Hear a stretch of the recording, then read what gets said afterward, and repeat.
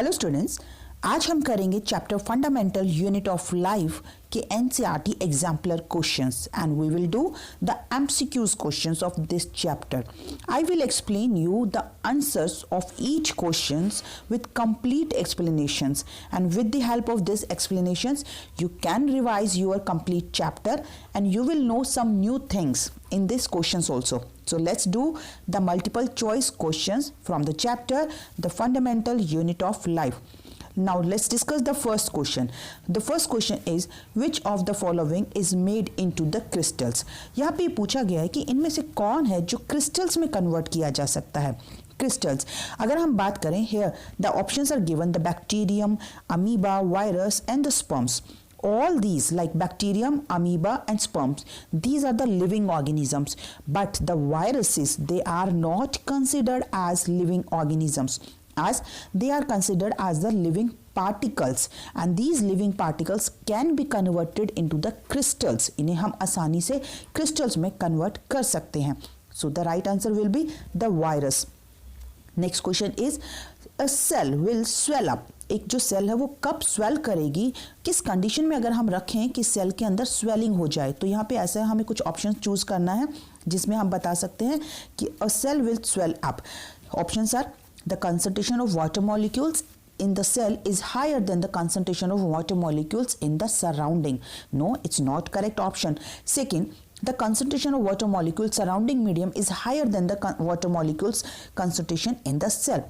This is the correct option. We know what happens when we keep the cell in a medium where the water molecules are higher. Suppose यहाँ पे हमने एक cell को एक medium में रखा है जहाँ बाहर बहुत हाई अमाउंट में वाटर मॉलिक्यूल्स हैं, but the amount of water molecules inside the cells are very less.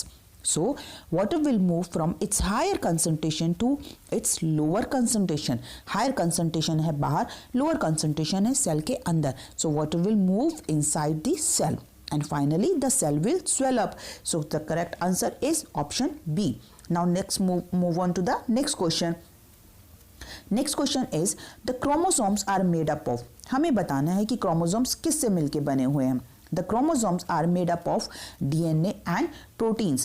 The chromosomes are the structure which are found inside the nucleus. Chromosome की जो स्ट्रक्चर होती है इस तरीके की स्ट्रक्चर होती है.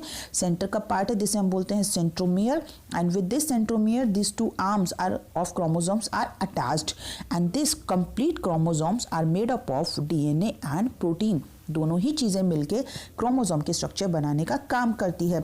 सो करेक्ट आंसर है DNA and protein. Next fourth question is of these options are not a function of ribosomes. We know the function of ribosomes are related with the formation of proteins. Ribosomes का काम होता है protein molecules का formation करना. यहाँ पे first option जो दिया है it's correct. In the second option it is given that it helps in the manufacture of enzymes, and in third is it helps in the manufacture of hormones. अब आपको पता है कि प्रोटीन फॉर्मेशन करना तो राइबोसोम का काम है, बट जो एंजाइम्स होते हैं वो भी प्रोटीन से ही बने हैं. So we can say that the second option is also correct. Hormones are also made up of proteins, but all hormones are not made up of proteins. Some hormones are steroid hormones. So इस option को हम correctly नहीं बोल सकते कि ये पूरी तरीके से करेक्ट है. This option is not correct, 100% correct नहीं है. Fourth option is it helps in the manufacture of starch molecules, and it's totally incorrect. So we can say the answer of this question is option C. The third and the fourth options are not correct. So next question is, move on to the next question. The next question, fifth question is which of these is not related with the endoplasmic reticulum. हमें endoplasmic reticulum से related एक ऐसा statement select करना है जो correct ना हो. यहाँ हम देख सकते हैं first option, it behaves as a transport channel for proteins between nucleus and cytoplasm. It's correct. It transport material between various regions in cytoplasm. It also correct.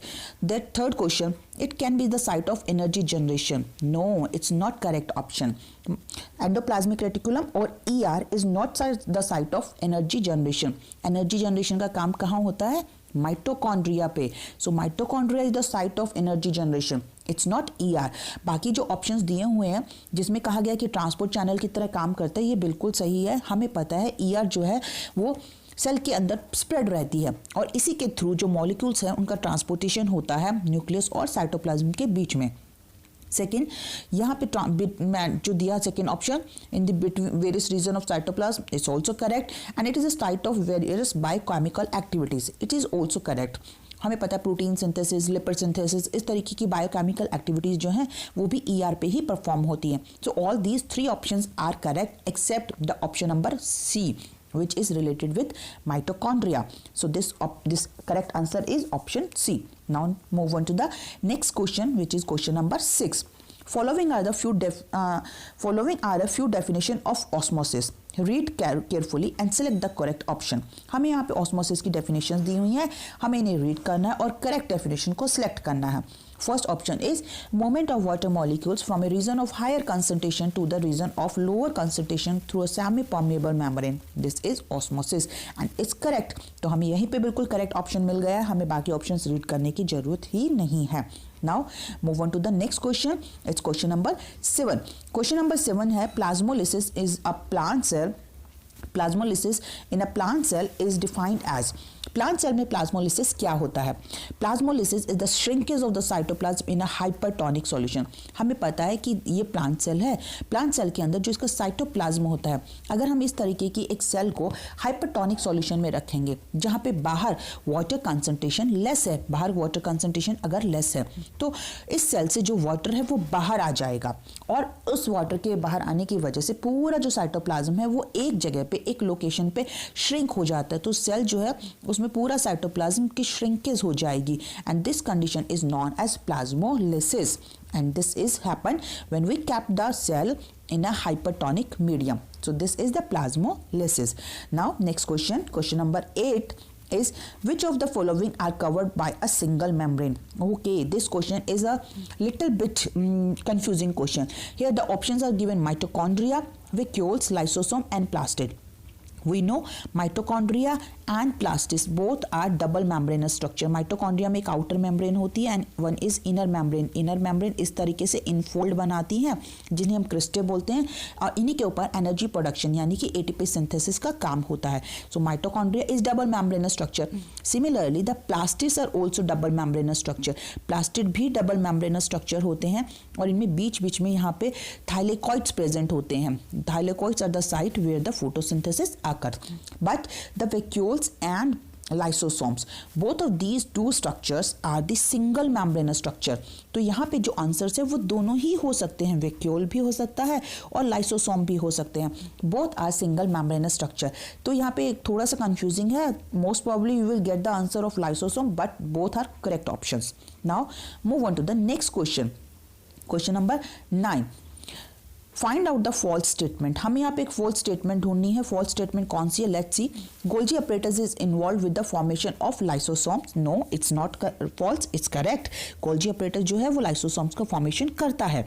Nucleus, mitochondria and plastid have a DNA. Yes, it's correct. ये भी आपको बता रखा है, nucleus में, mitochondria में और plastid में, तीनों में ही डीएनए होता है and they are able to make their own structural protein. Mitochondria is said to be the powerhouse of the cell. This is also correct.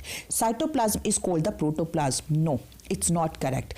Only the cytoplasm is not considered as protoplasm. Cytoplasm plus, और we can say इसके साथ हम include करेंगे nucleus को. Cytoplasm and nucleus they are considered as protoplasm. Cell के अंदर जब हम सेल की मेम्ब्रेन के अंदर का जितना भी कंपोनेंट होगा जिसमें साइटोप्लाज्म है, न्यूक्लियस है and all cell organelles present है, this is considered as the protoplasm. So here we have to include this another things also. So cytoplasm and nucleus, cytoplasm के अंदर बाकी ऑर्गेनल्स तो आ ही गए हैं, साथ में न्यूक्लियस को भी हमें ऐड करना पड़ेगा, then we call it the protoplasm. So correct answer is option D. Next question is find out the correct statement. हमें यहाँ पे करेक्ट स्टेटमेंट पता करनी है. First, enzymes packed in lysosomes are made through the RER और rough endoplasmic reticulum. It's correct option. हमें यहीं पे ये ऑप्शन सही मिल गया है कि रफ ER जो होती है वहीं पे प्रोटीन्स और एंजाइम्स इनका सिंथेसिस होता है और उसके बाद वो RER से गोल्जी बॉडी से लाइसोसोम्स के अंदर पैक होके डिफरेंट साइट्स तक ट्रांसपोर्ट किए जाते हैं. So this is the correct option. Second option का भी देख लेते हैं जहां लिखा है rough endoplasmic reticulum and smooth endoplasmic reticulum produce lipid and protein respectively. No, it's wrong. Rough endoplasmic reticulum is form protein whereas smooth endoplasmic reticulum it forms lipids. यहाँ पे उल्टा फंक्शन दे रखा है. So this option is wrong. Endoplasmic reticulum is related with the destruction of plasma membrane. Endoplasmic reticulum का plasma membrane destruction से कोई role नहीं होता. Nucleoids is present inside the nucleoplasm of eukaryotic nucleus. It's wrong. Nucleoid जो होता है वो related होता है सिर्फ प्रोकैरियोटिक सेल से. It is related with the prokaryotic cells. तो यूकैरियोटिक यहाँ पे लिखा है, that's why this option is wrong. From the correct answer is option A. Now move on to the next question. Next question is which cell organelles play a crucial role in detoxifying many poisons and drugs in a cell. ऐसा कौन सा cell organelle है जो detoxification में एक important role play कर रहा है पॉइजन्स को और ड्रग्स को? And answer is smooth endoplasmic reticulum. RER is involved into the protein synthesis, whereas the smooth endoplasmic reticulum और SER इसका काम जो होता है डिटॉक्सिफिकेशन का होता है, लिपिड फॉर्मेशंस का भी होता है. It has some another important roles. So correct answer is option C. Now move on to the next question. Question number 12 is the proteins and lipids essential for building the cell membranes are manufactured by. Very simple answer. इसका answer I think मुझे नहीं देना चाहिए. You have to give me the answer of this question, and when you write the answer in comment box, write your name and class also. So I will wait from your side for this answer of this question. Okay, so इसे हम छोड़ देते हैं. Now move on to the next question. Question number 13. The undefined nuclear region of a prokaryotic cell are known as. एक prokaryotic cell का जो undefined nuclear region होता है it is known as nucleoid. It is also very simple answer. I know कि आपको ये भी पता होगा. Answer is nucleoid. हमें पता है प्रोकैरियोटिक सेल के अंदर एक न्यूक्लियस जो सेंट्रल पार्ट होता है वहाँ पे न्यूक्लियस जो होता है किसी मेम्ब्रेन के अंदर नहीं होता. Is present in the form of एक undefined region and it is not covered by the nuclear membrane and it is known as nucleoid. इसे हम बोलते हैं न्यूक्लियोइड. इस तरीके से फ्लैजिला भी प्रेजेंट होती है प्रोकैरियोटिक सेल के अंदर and this structure could be the structure of bacterial cell. Prokaryotic cell का एग्जाम्पल जो होता है वो होता है बैक्टीरियल सेल. सो आंसर हमें मिल गया option D. Now move on to the next question. Question number 14. Question number 14 में the cell organelle involve on the forming complex sugar from the simple sugar are. Complex sugar, simple sugar से complex sugar बनानी है तो ये जो काम होता है ये होता है गोल्जी अपरेटस का. गोल्जी अपरेटस के अंदर जब सेल्स जाती हैं शुगर जाती हैं ये दूसरे biomolecules like proteins and lipids they are transferred and the packaging का जो काम होता है वो भी किया जाता है. इन्हें ट्रांसफॉर्म किया जाता है कॉम्प्लेक्स स्ट्रक्चर के अंदर. तो this function is related with Golgi apparatus. Correct answer is option D. Now move on to the next question. Question number 15. Which out of the following is not a function of vacuole? Vacuole का इनमें से क्या function नहीं है हमें ये पता करना है. तो यहाँ पे साफ दिख रहा है कि storage is the function of vacuoles providing turbidity and rigidity to the cell. It's also the function of vacuole waste excretion. ये भी vacuole का फंक्शन होता है. But the locomotion मतलब movement from one place to another place. इस role में ये कोई रोल vacuole का नहीं होता. So correct answer is option D. 16 number question. Amoeba acquires its food through a process termed as endocytosis. हमें पता है अमीबा जो होता है एक ऐसा ऑर्गेनिज्म है जिसमें आसानी से शेप चेंज की जा सकती है. जब भी फूड उसके पास आएगा वो क्या करता है it's make the pseudopodia structure बनाता है and by the pseudopodia it acquired the food को अंदर एनगल्फ कर लेता है by making the food vacuole. So the correct option is endocytosis. मैंने आपको बहुत बार बताया हुआ endo means inside and exo means outside. कोई भी चीज़ जब बाहर रिलीज की जा रही है तब हम उसे एक्सोसाइटोसिस बोलेंगे. जब कोई भी चीज़ सेल के अंदर इनटेक की जा रही है then we call it endocytosis. The correct option is endocytosis. अगर यहाँ पे वेस्ट एक्सक्रीशन से रिलेटेड क्वेश्चन आता तो आप एक्सोसाइटोसिस बोलते क्योंकि वहाँ पे वेस्ट को बाहर निकाला जा रहा है. But answer is endocytosis. Now move on to the question number 17. Cell wall of which of these is not made up of cellulose. Cellulose की सेल वॉल इनमें से किसमें नहीं बनी. We know the plant cell is made up of cellulose. Plants के अंदर cell जो है वो सेलुलोज की बनी हुई है. इनमें से जो भी प्लांट नहीं होगा उसमें सेलुलोज की नहीं होगी. Hydrilla, mango tree, cactus all these are plants. तो इनमें जो सेल्स है वो सेलुलोज की बनी होती है. सिर्फ बैक्टीरिया ही ऐसा है जिसमें सेल सेलुलोज की नहीं बनी बिकॉज बैक्टीरियल सेल जो होती है it's made up of a polysaccharide. एक पॉलीसेकेराइड की बनी है and the name of this polysaccharide is peptidoglycan.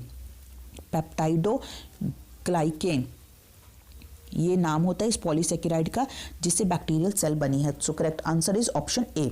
Now move on to the next question. Question number 18. Silver nitrate solution is used to study. Silver nitrate solution जो हम use करते हैं वो study करते हैं गोल्जी अपरेटस की staining में. Cameo Golgi, जिसने गोल्जी अपरेटस को डिस्कवर किया था, उन्होंने ही स्टेनिंग प्रॉपर्टी डिस्कवर की थी सिल्वर नाइट्रेट की स्टेनिंग को.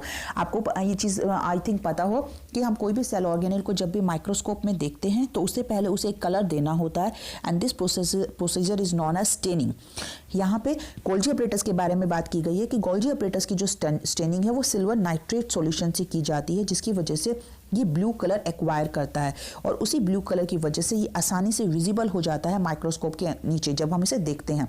And this type of staining is also known as silver staining. इसे सिल्वर स्टेनिंग भी कहते हैं. 19 number question. Organelle other than nucleus containing DNA is other than nucleus containing DNA is DNA के nucleus के अलावा DNA और किस में है? हमें पता है न्यूक्लियस के अलावा DNA जो होता है वो माइटोकॉन्ड्रिया में होता है एंड प्लास्टिड में भी होता है. तो अगर यहाँ पे प्लास्टिड भी ऑप्शन होता तो हमें दोनों को करेक्ट करना होता, बट प्लास्टिड नहीं दिया, ओनली माइटोकॉन्ड्रिया दिया है. So correct answer is mitochondria. Now move on to the next question. Kitchen of the cell is. Cell के किचन किसे बोलते हैं? किचन कौन होता है? किचन वही होता है जो खाना, जहाँ पे खाना बनाया जाता है. So I think you know the answer of this question. So please comment me in the comment box to give the answer of this question and don't forget to write your name and roll class also. So name and class साथ में होना चाहिए और इसका answer आप मुझे बताएंगे. Question number 21. Lipid molecules in the cell are synthesized by. Lipid molecule जो है वो बनाने का काम किसका होता है? We know the answer is smooth endoplasmic reticulum. Smooth endoplasmic reticulum ही लिपिड फॉर्मेशन का काम करती है. Question number 22. Cell arises from pre existing cell was stated by. ये जो स्टेटमेंट था cell arises from pre existing cell, जिसे हम बोलते हैं omni cellula e cellula, it was given by Virchow. So correct answer is option B. इन्होंने ये statement दी थी कि हर एक सेल जो है वो पहले से प्रेजेंट सेल से बनती है, कोई भी सेल अचानक नहीं बनती, वो हमेशा प्री एग्जिस्टिंग सेल से ही फॉर्म होगी. Question number 23. Cell theory was given by. Cell theory जो थी वो एक स्टेटमेंट थी जो दी थी शिल्डन एंड श्वॉन नाम के दो साइंटिस्ट ने. And according to cell theory we can say they said that all organisms are made up of cells and cells are the basic structural and functional unit of life. So the answer is option A. Question number 24. The only cell organelle seen in the prokaryotic cell. सिर्फ prokaryotic cell में मिलने वाला organelle कौन सा है, हमें वो ढूंढना है. So answer is ribosome, because mitochondria is not present, plastid and lysosome, these organelles are not found into the prokaryotic cells. Only the ribosomes are found in prokaryotic and eukaryotic cells. But यहाँ पे भी आपकी knowledge के लिए बता दूँ, यहाँ भी एक डिफरेंस होता है. In the prokaryotic cells the ribosomes which are found they are known as 70S type ribosomes, whereas in the case of eukaryotic cells जो राइबोसोम्स मिलते हैं उन्हें हम बोलते हैं 80S टाइप. अगर ये आप याद रख सकते हैं that is well and good, otherwise it is not related with your syllabus. I have just told you to increase your knowledge. Okay, now move on to the next question. Question number 25. Organelles without a cell membrane. ऐसा कौन सा organelle है जिसमें cell membrane नहीं होती? सो इसका answer क्या होगा? The answer will be the ribosomes. Ribosome एक ऐसे ऑर्गेनेल्स हैं जिनमें सेल मेम्ब्रेन नहीं होती. दो सब यूनिट से मिलकर बने, अपर यूनिट एंड लोअर. एक स्मॉलर सब यूनिट होती है, एक लार्जर सब यूनिट होती है, and they are not covered with the membrane. So correct answer is ribosomes.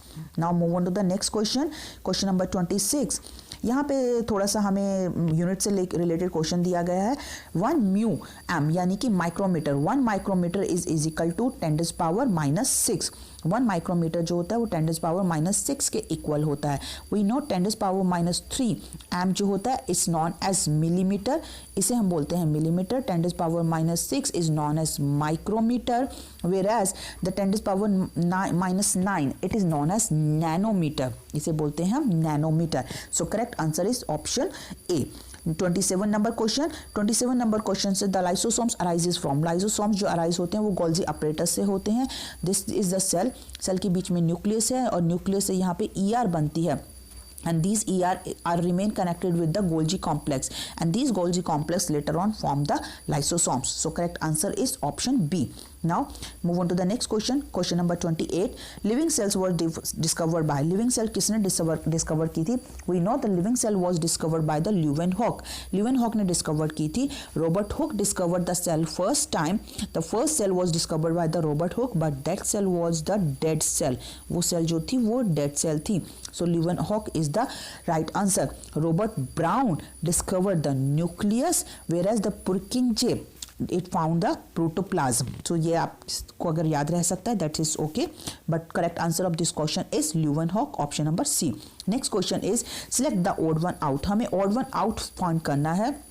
The movement of water across a semi-permeable membrane is affected by the amount of substance dissolved in it. No, ये नहीं हो सकता. Membrane मतलब that is fine, okay, इसमें कोई problem नहीं हमें नजर आ रही है. Membranes are made of organic molecules like proteins and lipids. That's also fine. Molecules soluble in organic solvents can easily pass through the membrane. That is also correct. Plasma membranes contain chitin sugar in plants. No, this option is not correct. Chitin sugar नहीं होती plants की cells के अंदर. Plants की जो cells होती हैं, they contain the cellulose.